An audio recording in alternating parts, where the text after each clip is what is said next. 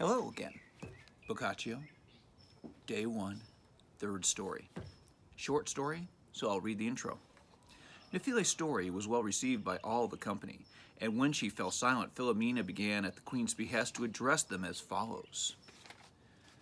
The story told by Nephile reminds me of the perilous state in which a Jew once found himself. Now that we have heard such fine things said concerning God and the truth of our religion, it will not seem inappropriate to descend at this juncture to the deeds and adventures of men. So I shall tell you a story, which when you have heard it, will possibly make you more cautious in answering questions addressed to you. It is a fact, my sweet companions, that just as folly often destroys men's happiness and casts them into deepest misery, so prudence extricates the wise from dreadful perils and guides them firmly to safety. So clearly may we perceive that folly leads men from contentment to misery that we shall not even bother for the present to consider the matter further, since countless examples spring readily to mind. But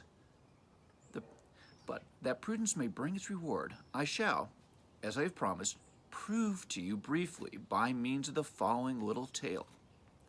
So, Saladin. Well, who was Saladin? Saladin was a Muslim from the Kurdish region who drove the Crusaders almost completely out of the Holy Land. He took Jerusalem without spilling blood. And even though he was a very successful enemy of the Crusaders, he earned the respect of the Christian world because of his sagacity, of his generosity, of his kindness and charity, and fairness, and his intellect. He was very well respected. He is the archetypal good Muslim in the minds of Christians, especially of this day. We're only a few hundred years out from the first crusade. In fact, we're not very, actually, I'd have to check. I think that there was still some action going on, but Saladin's very well respected, and he's not that far back in history at this point. So, let us go on. Saladin, whose worth was so great that it raised him from humble beginnings to the Sultanate of Egypt and brought him many victories over Saracen and Christian kings, had expended the whole of his treasure in various wars and extraordinary acts of munificence. When a certain situation arose for which he required a vast sum of money, not being able to see any way of obtaining what he needed at such short notice, he happened to recall a rich Jew, Melchizedek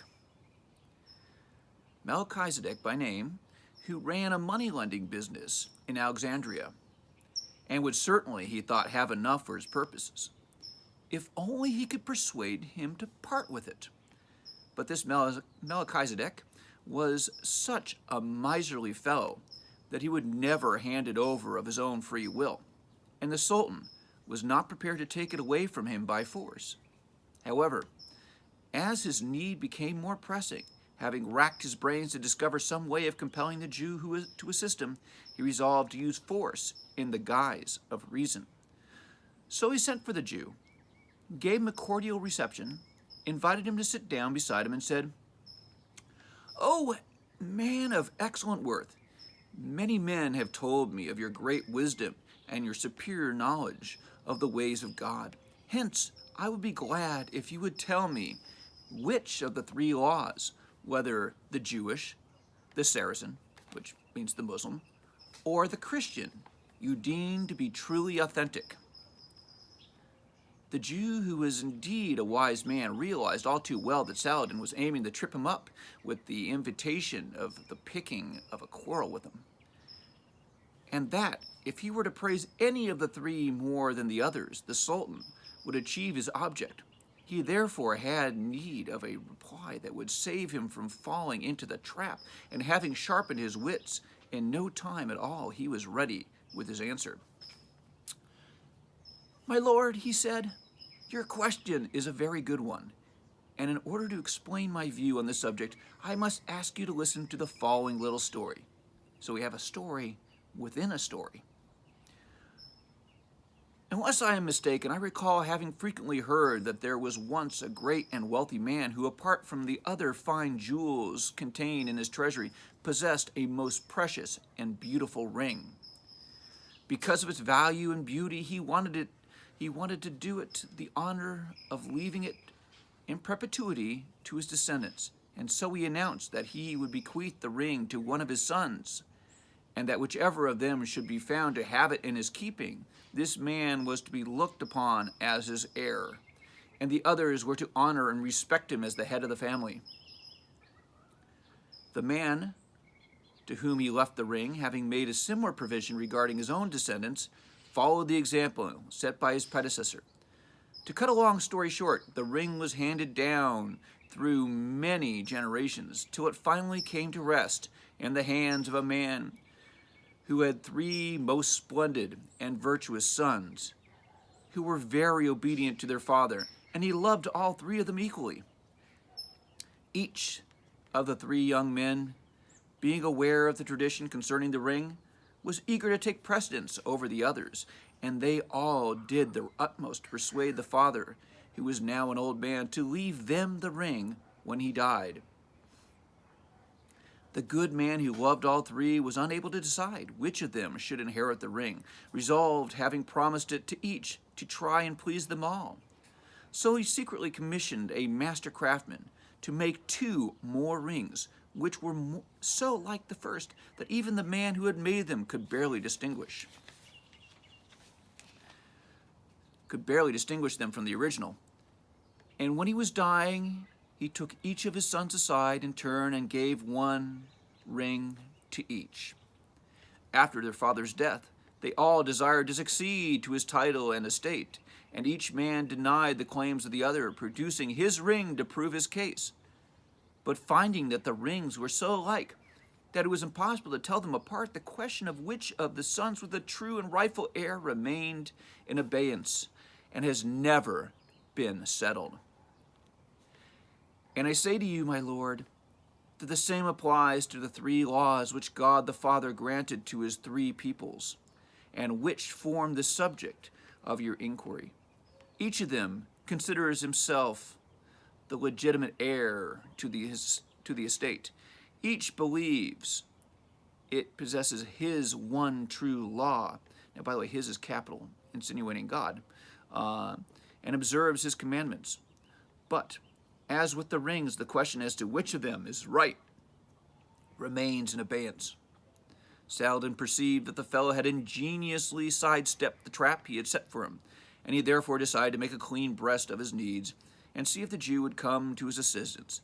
This he did, freely admitting what he had intended to do, but for the fact that the Jew had answered him so discreetly. Melchizedek gladly provided the Sultan with the money he required. The Sultan later paid him back in full, in addition to which he showered magnificent gifts upon him, made him his lifelong friend, and maintained him at his court in a state of importance and honor. So, this is an interesting story because the story of 3 rings is not something that came purely from Boccaccio, although Boccaccio is using it here. It did exist before. But Boccaccio is kind of going out on a limb. This is the Middle Ages still, not quite the Renaissance. And Boccaccio is saying that basically Christianity, Judaism, and Islam are all legitimate, which is, for the time,